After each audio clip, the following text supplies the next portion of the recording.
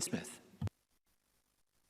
Thank you very much, Presiding Officer. A YouGov poll for UN Women UK published this week found that nearly every young woman in the UK had suffered sexual harassment. Claire Barnett, the Executive Director of UN Women UK, pointed out that this is a human rights issue. As Ms Barnett said, it's not just enough for us to keep saying this is too difficult a problem for us to solve. It needs addressing now. It does need addressing now, and that's why I don't think putting this issue off until the next Parliament is convincing, and that's why I'm voting against the Government Whip and to support Joanne Lamont's amendments in this area today.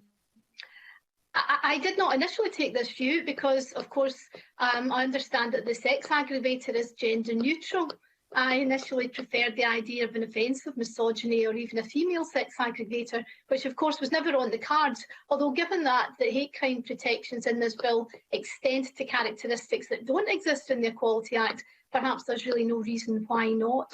I became convinced that the scale of the sexist violence women experience at male hands, including the 2 women a week in the UK killed by men, means that it would be bizarre to exclude them from at least part 1 of the bill.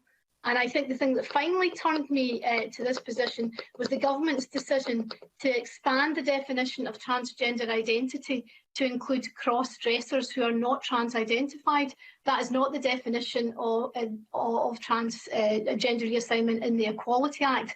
And it will seem bizarre to many people that men who enjoy cross-dressing are protected from hate crime, but women are not.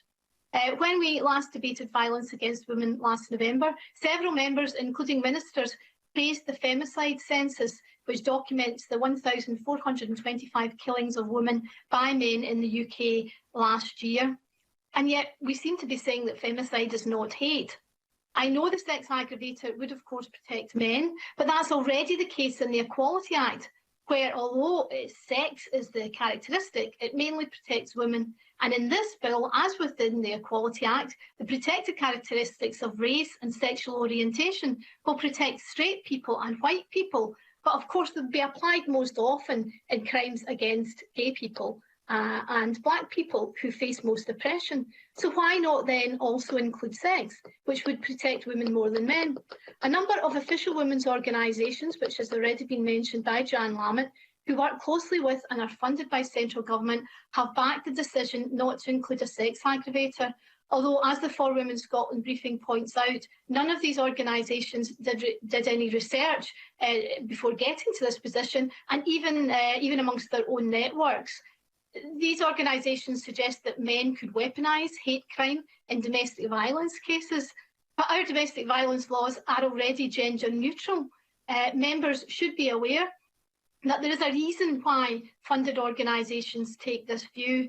There is a major ideological schism that has opened up in feminist thought in the last few years, which has its roots in university gender and so-called queer studies courses, where it's argued that gender is a personal choice and that sex is an identity. This is a view taken by the leadership of most government-funded organisations. But this position is increasingly being challenged by a growing number of grassroots feminist movements who argue that gender roles are oppressive and that women face discrimination, violence and subjugation because of the sex they were born.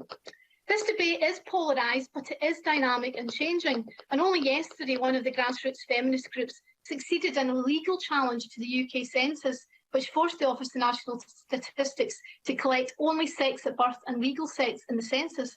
Just 2 years ago, when my committee took evidence on this for our own census bill, the public authorities and some of these women's groups told us that this wasn't possible.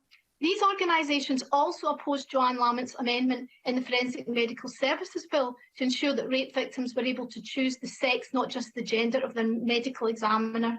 Make no mistake, that such positions are as ideological as they are absurd.